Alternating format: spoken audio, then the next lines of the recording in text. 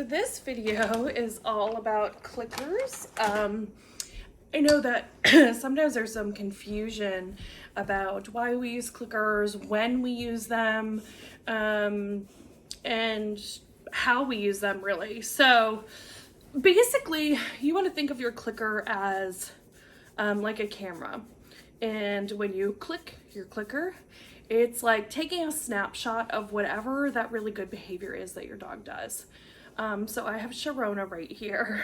Right now she's wanting some butt scratches, so if you'll just bear with that for a little bit while I explain. So you're taking a snapshot of that really great behavior that your dog is doing. Sometimes it's an approximation, so we're taking a snapshot of one of the steps to get us to that final behavior. And other times it is the complete behavior. There's actually one of the types of training we do is called capturing, and you can see how the clicker there makes sense. So when we're capturing behaviors, we wait for the dog to do it naturally, to just do the behavior on their own, and then we click and treat. And Sharona's front and center now. And then we click and treat. So just like capturing a picture, we're capturing that behavior and then we're reinforcing it. And then there's other types of training too, but just if that helps you think about it a little bit. So when we use the clicker, we are telling the dog very quickly and very consistently. That's one of the huge perks of the clicker, is that it is always exactly the same sound. We can use verbal markers, and I switch over to verbal markers after a little bit.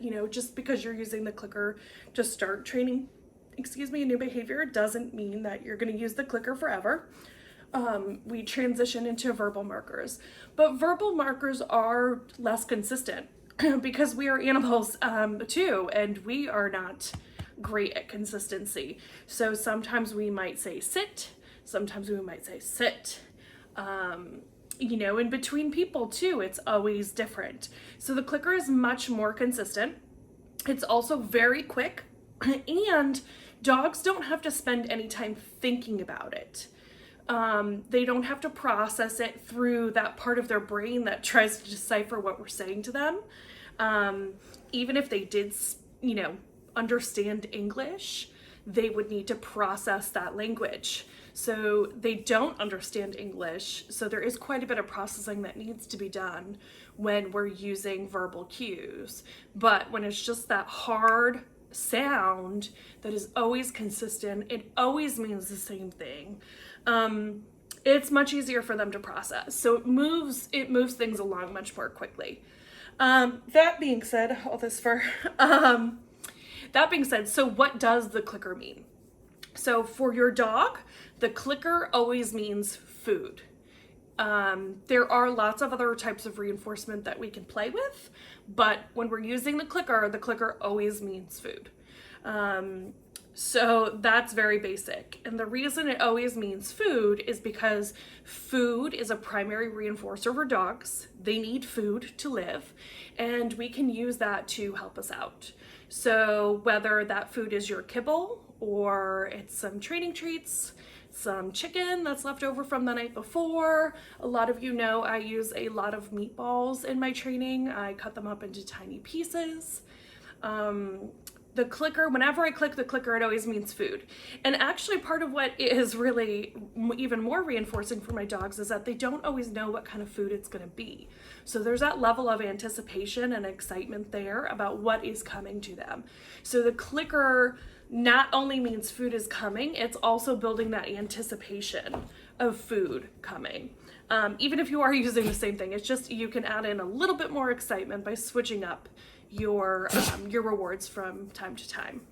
So the clicker always means food is coming. And the reason the clicker always means food is coming is that dogs do what works for them. So the clicker means that a primary reinforcer is coming, and dogs will do more of what gets them that primary reinforcer. One of the first things we teach everybody is eye contact. We teach that for all dogs. We teach it for puppies. We teach it for all dogs because we want to start building that connection with our dogs.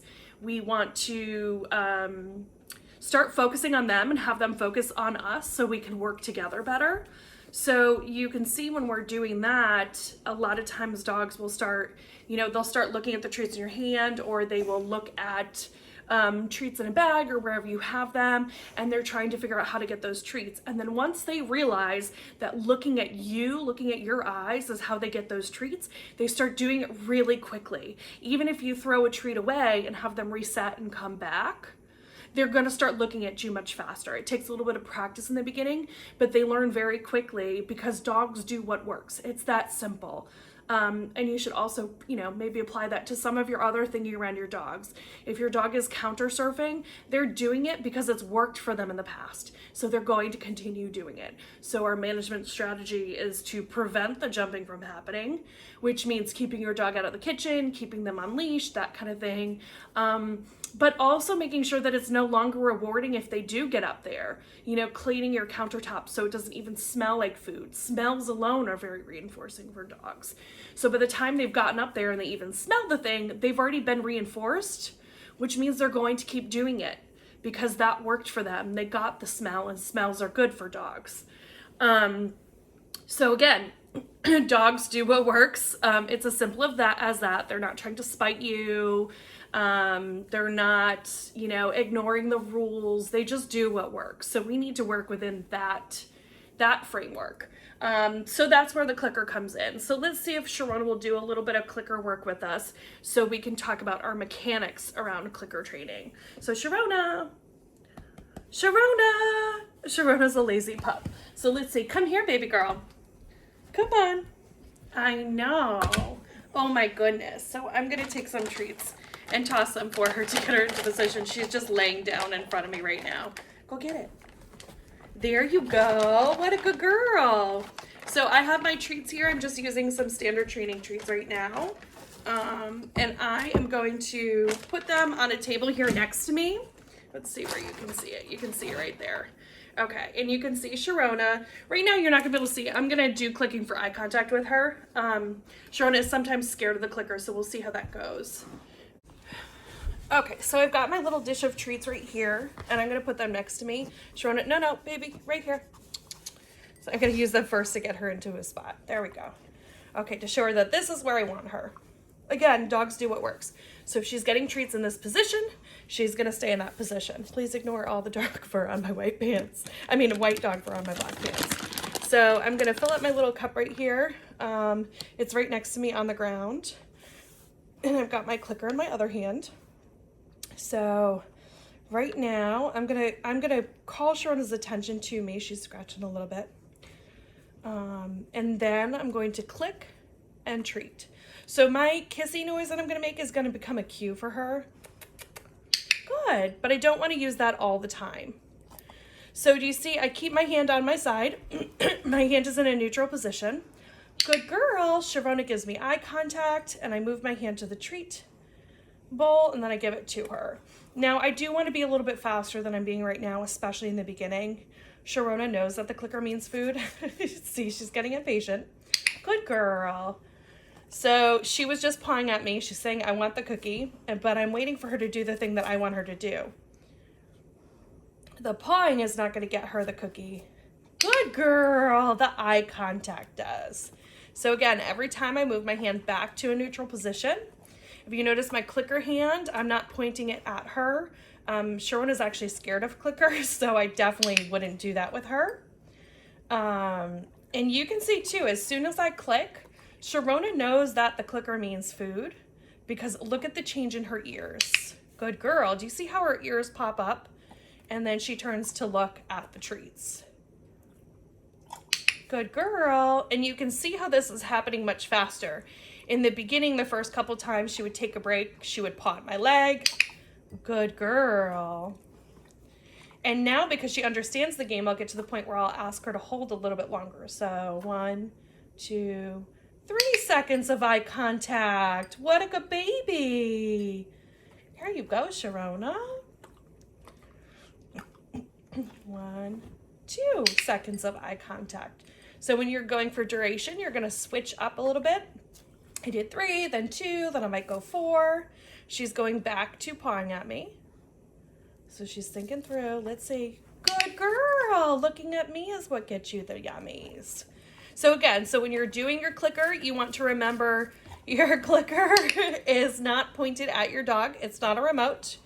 It can be, excuse me, it can be safely by your side. Right now I have it in my lap just because that's a comfortable position.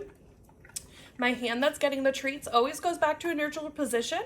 That can be, a lot of times a belly button is a good one. It's easy to remember, like hand to belly button. Or right now I'm having it on my leg, but it's not in my treat pouch. It's not in the bowl of treats, because we don't want that to become a signal to our dogs to only work when we have our hands in the treats. If you guys have any questions on how to do it, if you're not sure about your mechanics, if you want to practice, all of those things, you can send me questions, you can practice and send me videos. Go ahead and tape it just like I did. You can use a cheap selfie stick or tripod, or you can just prop up your phone against whatever's in the house and film it. And I'd be happy to help you out, give you feedback and let you know what's going on. All right.